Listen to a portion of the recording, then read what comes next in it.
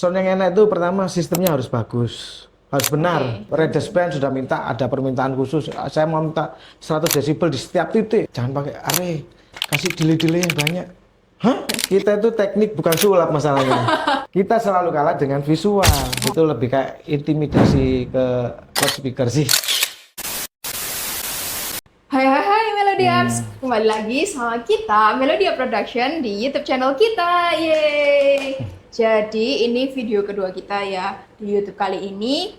And di video pertama udah pada lihat ya, kita langsung mewawancarai gitu ya Bapak Rudi sendiri, owner dari Melodia Production ini sendiri. Nah di video kedua ini, kalau kemarin kita sudah tahu kurang lebih backgroundnya Melodia kayak gimana gitu ya, sejarah kurang lebihnya Melodia. Di video kedua kali ini kita datangkan langsung sound engineer dari Melodia Production and Bapak Aziz. Hai. Oke, Pak Aziz, mungkin boleh kenalan dulu sedikit. Pak Aziz boleh kenalan dan juga udah berapa lama nih? Perkenalkan, nama saya Abdul Aziz. Saya bergabung dengan Melodia itu tahun 2002. Lumayan lama juga ya. Wow, 24 tahun. Ya.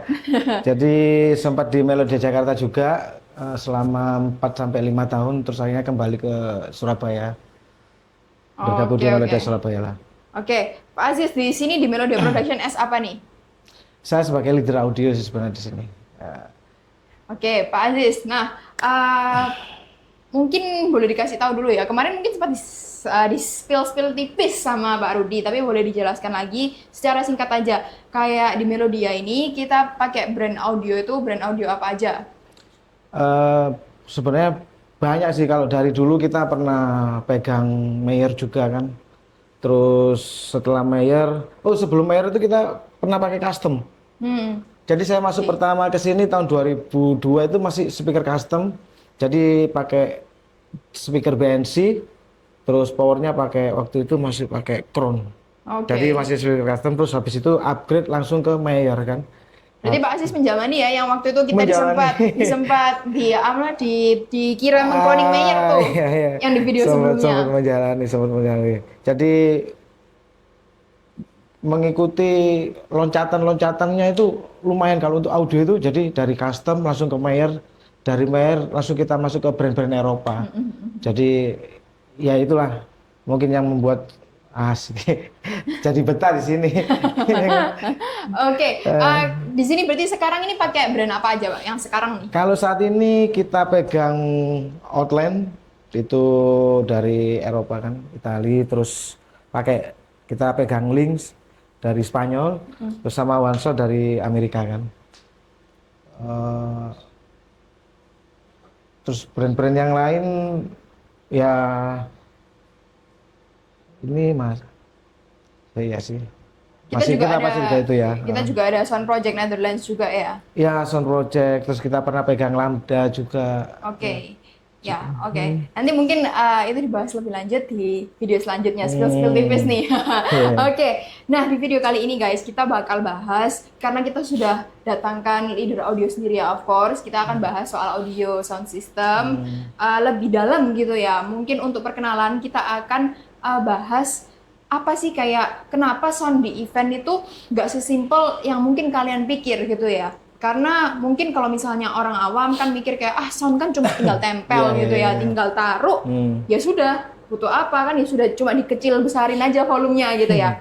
Nah sekarang hari ini kita bakal bahas lebih dalam supaya kalian juga punya gambaran kurang lebih, kayak gimana sih sound system di dunia backstage-nya kayak gitu ya. Oke Pak Aziz, nah tadi sempat sudah aku singgung ya, kayak banyak orang mikir sound di event itu pokoknya cuma tinggal taruh, tinggal konekin kabel, masukin stop kontak, tinggal adjust volumenya aja.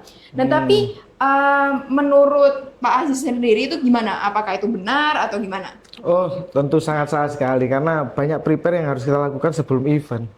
Jadi kita harus, kalau dulu sih tahun 2002 itu teknologi masih tidak sepesat sekarang itu audio, tapi kalau sekarang itu pesat sekali.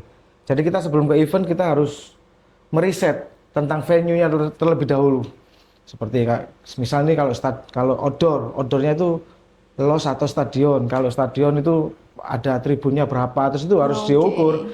Nah, kebetulan di brand yang kita pegang itu ada simulasinya sendiri-sendiri. Oke. Dan mereka sudah melakukan riset tentang hal itu. Seperti Outline itu punya open array. Jadi dia sebelum kita berangkat kita sudah tahu nih, oh ini ukuran segini, speaker yang harus kita pasang itu berapa. Kita mau target berapa ini? Kita mau target 110 desibel gitu kan. Oh harus pasang berapa box, terus untuk berapa meternya itu sudah ada pengukuran pasti. Jadi bukan biasanya terus biasanya gini, enggak ada seperti itu. Sekarang sudah lebih terukur sih. Jadi sebelum event itu kita lebih banyak riset.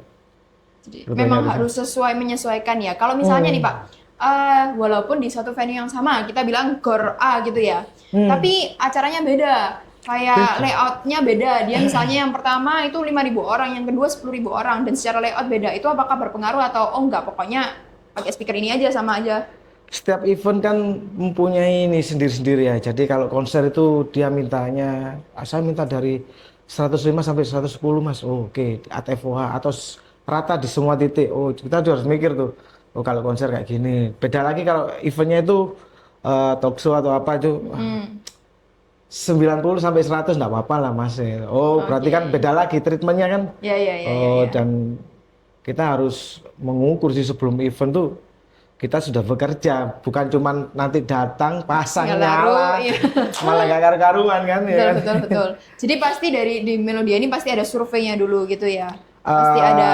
Iya, jadi pertama itu kita harus riset venue-nya, ya kan. Strukturnya itu kan juga beda antara tanah dan tanah aspal atau tanah biasa itu beda. Terus gedungnya menggema gitu atau enggak, terus karpet atau enggak pakai karpet itu kan juga nanti simulasinya berbeda, sangat berbeda. Jadi itu pengaruh juga menentukan speaker apa yang dipakai. Untuk sistem apa yang kita pakai nanti, oh harus seperti ini. Jadi nggak ada saklek, oh ini ya pasti ini gitu ya. Tingginya pun juga akan mengikuti, benar. mengikuti target area yang akan di cover gitu kan. Oke Pak Aziz. Nah kalau tadi udah tahu ya, berarti kurang lebih kayak udah tahu ya guys ya. Kayak ternyata itu nggak asal langsung mancep gitu ya bahasanya orang Surabaya, tapi ada survei terlebih dahulu. Nah, apa sih banyak di balik event itu apa mungkin kayak kan pasti banyak hal tuh selain itu aja. Mungkin orang nggak sadar tuh kalau misalnya oh ternyata tim Melodia itu riset dulu. Kan mereka taunya ketika datang hari H event aja. Nah, apa hal lain, mungkin ada nggak hal lain yang kayak orang itu nggak sadar sih kayak di balik sound system itu, adanya sound system itu? Yang paling sering kita itu antara teknis dan budget itu kadang nggak sinkron. Iya kan? Jadi untuk kita mau ada event ini mas, kita pakai di area ini segini banyaknya, oke maunya berapa ini, kita bikin konser ya, anggap aja konser, kita mau merata 110 desibel di semua titik area, oke kita hitungin nih, gini mas, akhirnya terus begitu terbentur budget, mas budgetnya sekian, terus bisa nggak dikurangin. Sebenarnya itu kalau sound itu tetap bisa bunyi. Ya pasti bunyi kan ya. Pasti bunyi, cuman kan tidak sesuai prosedural gitu loh. Jadi kan semua ada perhitungan teknisnya. Nggak maksimal. Ya kalau orang bilang oh nggak maksimal ini. Jadi seringkali itu sih yang jadi permasalahan kalau kita dengan budgeting sih sebenarnya kebanyakan. Oke. Jadi kayak mungkin orang kayak oh ya udah aku misalnya ada budget segini, padahal mau konsernya mau semua dipakai itu semua stadion gitu ya. Itu pasti pengaruh kan ya? Sangat berpengaruh.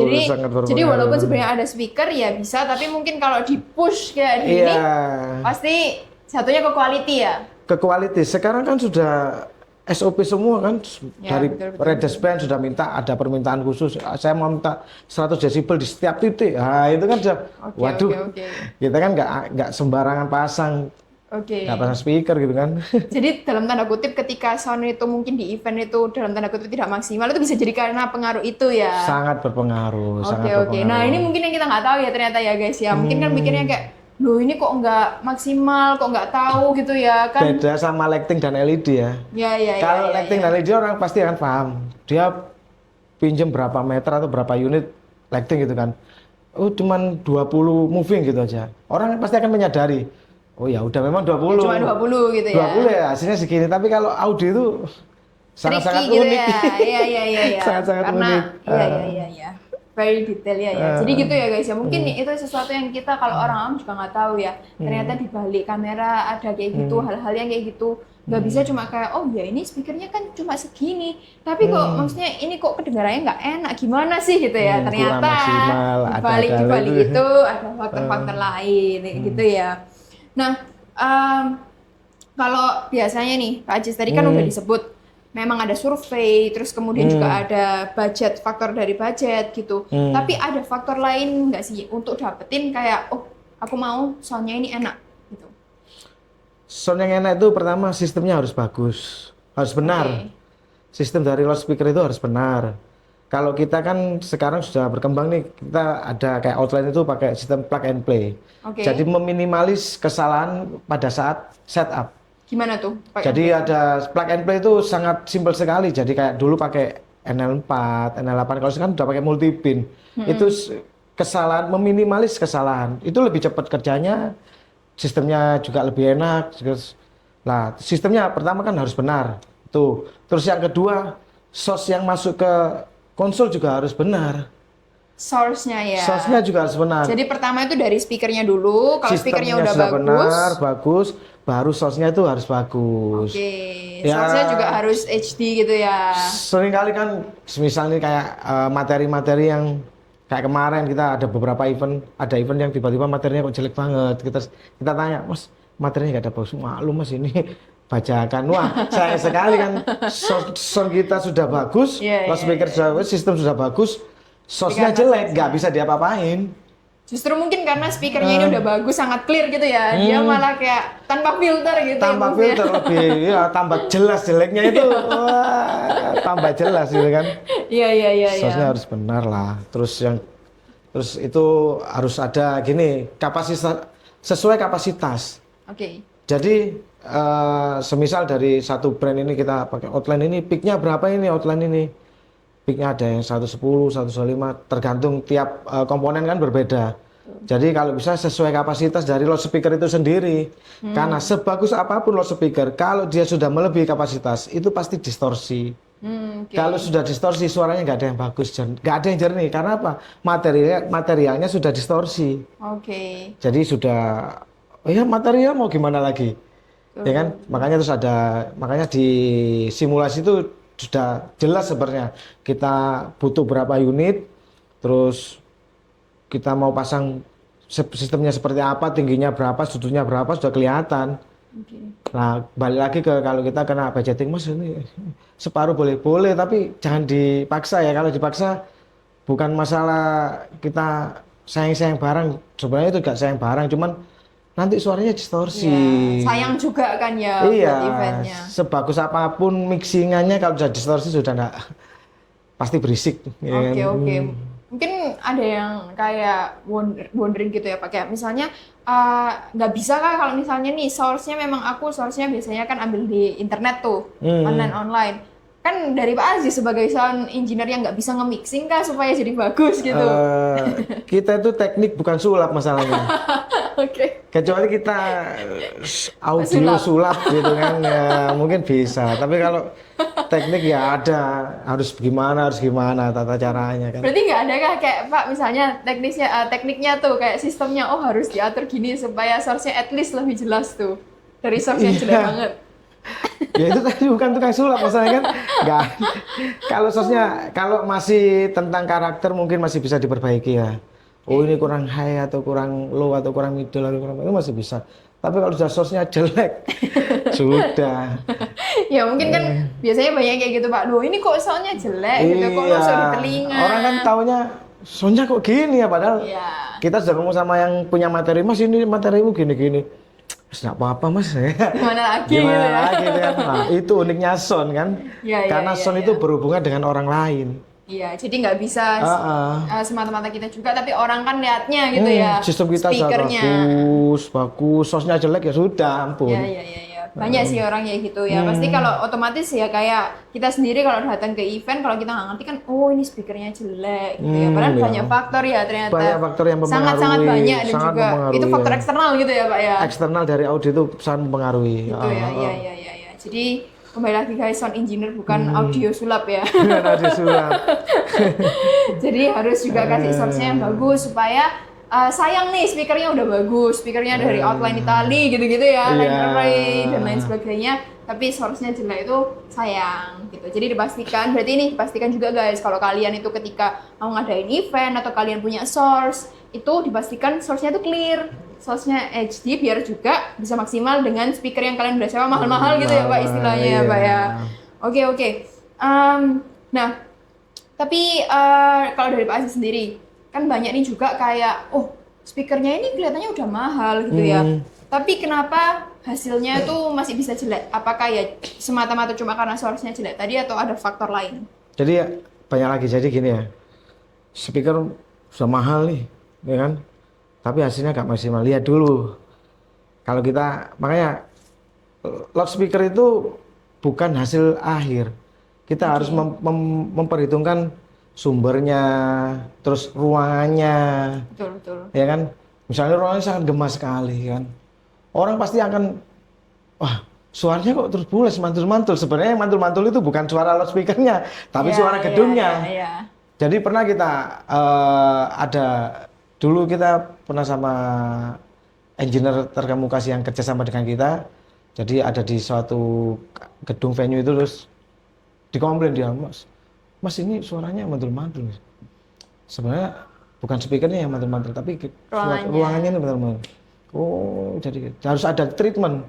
Jadi biasanya kan kalau ada wall cover, terus ada kain-kain itu kan juga sangat mengurangi turbulensi kan. Nah itu kadang-kadang orang-orang mikirnya kalau yang penting soundnya bagus, masa kayak gini nggak bisa, belum tentu. Iya. Ya kan, kalau outdoor, terus outdoor nih, kita cek soundnya panas jam 12 siang, wih itu memuai. Jadi kalau di audio itu ada pengaruh ya Pak ya? Sangat berpengaruh, pemuaian suara itu, wah bisa begitu malam, kok enak malam ya beda. Lah itu kan di eksternal dari sistem kita itu juga harus diperbaiki. Jadi ada SOP-nya sih, sebenarnya ada SOP-nya. Jadi walaupun misalnya speakernya miliaran nih, tapi kalau misalnya akustiknya ternyata gedungnya ini gema gitu, kita bisanya meminimalisir ya. Meminimalisir, iya. Pasti bisa gitu ya, dia terus ada targetnya kan, meskipun itu ada targetnya. Ini sampai sekian nih, nggak sampai natap ke tembok nih, yang paling atas nih.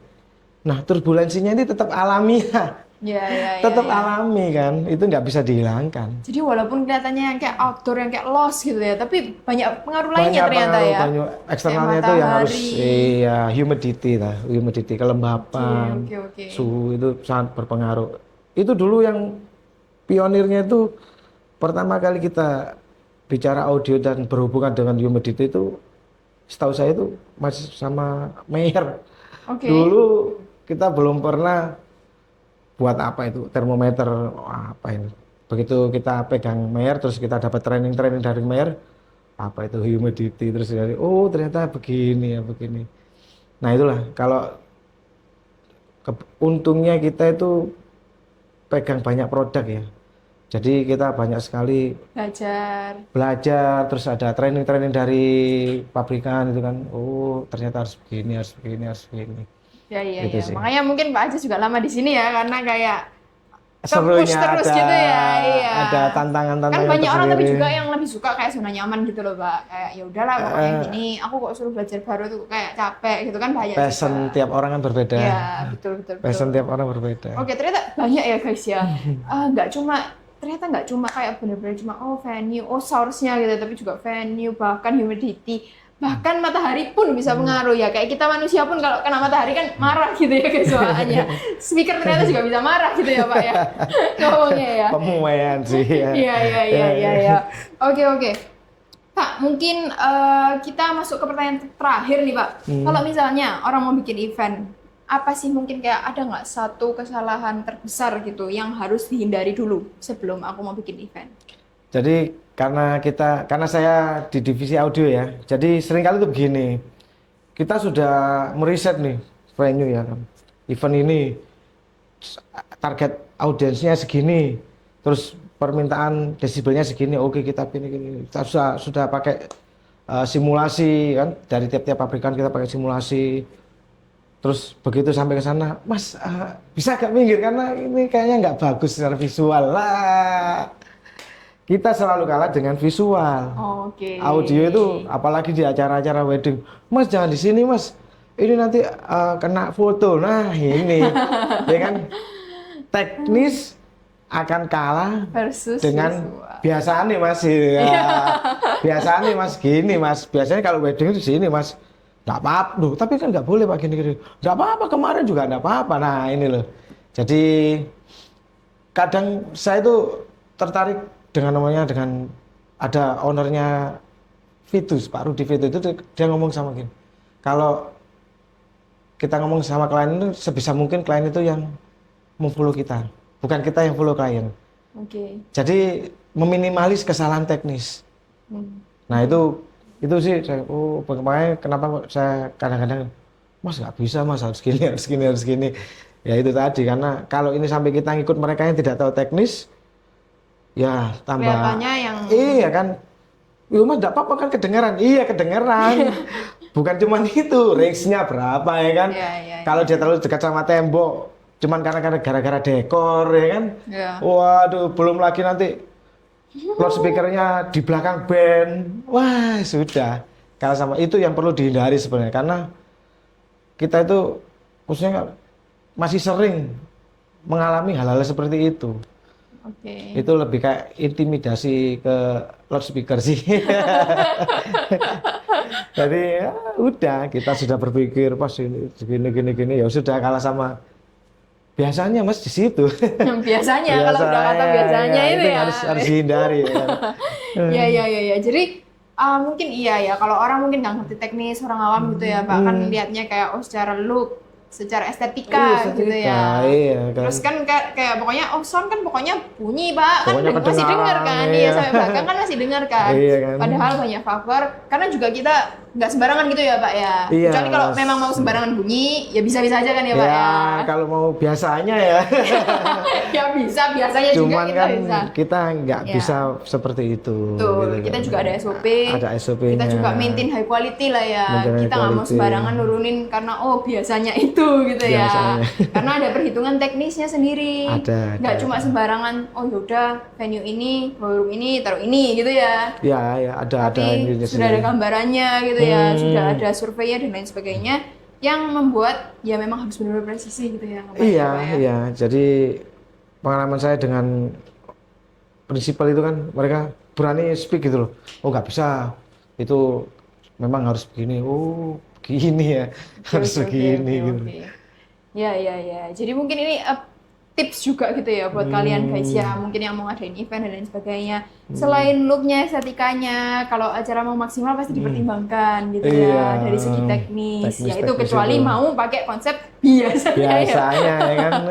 Ya nanti kita juga pakai konsep biasanya gitu ya. Waduh. Ya tapi karena di Melodia ini ada SOP sendiri ya, jadi nggak bisa sembarangan juga gitu. Karena kita juga mau memberikan yang terbaik lah. Karena kan sayang juga kalian sudah sewa speaker mahal-mahal, speaker kita dari US, dari Europe gitu ya. Tapi kayak pakai apa ya, maksudnya pakai seadanya aja, itu kan sayang gitu ya Pak ya.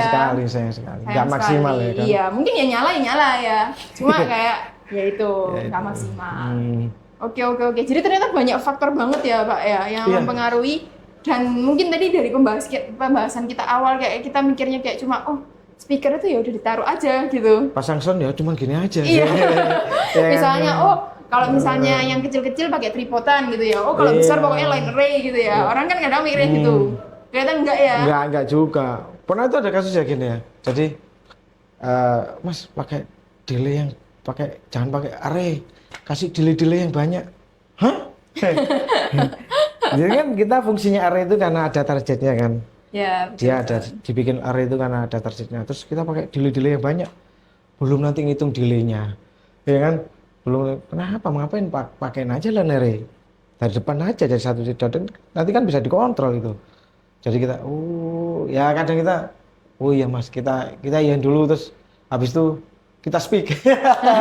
Harus speak, ini bahaya ini kan. Nggak boleh ngikut mereka gitu. Iya. Jadi banyak pertimbangan guys ya. Jadi nggak cuma ya udah pokoknya outdoor itu pokoknya pakai line array, indoor pakai ya udah tripodan aja gitu ya, dua Iya, speaker Kak. gini aja. Banyak pertimbangan, bahkan sebelum itu pun kan juga sebelum hari H pasti ada gambarannya ya Pak ya, Pasti ada untuk range-nya gambaran, itu pasti ada nyampe gambaran speaker desain. pakai speaker apa, terus range-nya ini kemana aja yang mau di cover sesuai layout mana aja gitu ya. Iya, iya. Jadi benar-benar presisi seperti itu guys, karena kita juga mau memaksimalkan di audio, karena audio itu hal-hal yang sangat ya tadi ya unik dan Unik. dalam tanda kutip sensitif mungkin ya, maksudnya kayak banyak hal pengaruh gitu ya. Eksternalnya banyak ya. Iya, tapi Iya. ketika kita bisa memaksimalkan itu, maksudnya dengan hal-hal eksternal itu bisa maksimal, dari kita juga bisa maksimal, itu pasti dijamin menciptakan hasil juga yang hasilnya bagus. sangat top gitu ya. Karena speaker-speaker kita juga udah dijamin premium audio semua ya kan Pak ya. Premium audio ya. Ya. Oke, jadi so much insight ya guys ya hari ini ya. Ternyata nggak cuma sound itu pokoknya taruh, tapi sound itu banyak banget. Nggak cuma eksternal, tapi internal juga kita ada yang kayak, oh gambar dulu range-nya sampai mana dan lain sebagainya. Ternyata seperti itu ya di balik dunia sound dan audio ini. Jadi gimana guys? Apa yang kalian dapat dari video ini? Coba komen di bawah. Mana yang mungkin mengejutkan kalian gitu ya? Hal yang kalian mungkin nggak expect. Coba boleh komen di bawah. Dan thank you guys for watching. Hopefully this video will be insightful to you guys. Dan tentunya tungguin setiap video baru kita karena kita akan upload setiap hari Jumat jam 3 sore. So see you guys on next video. Thank you Pak Aziz. Sama-sama. See you Melodiax. Dadah. See you.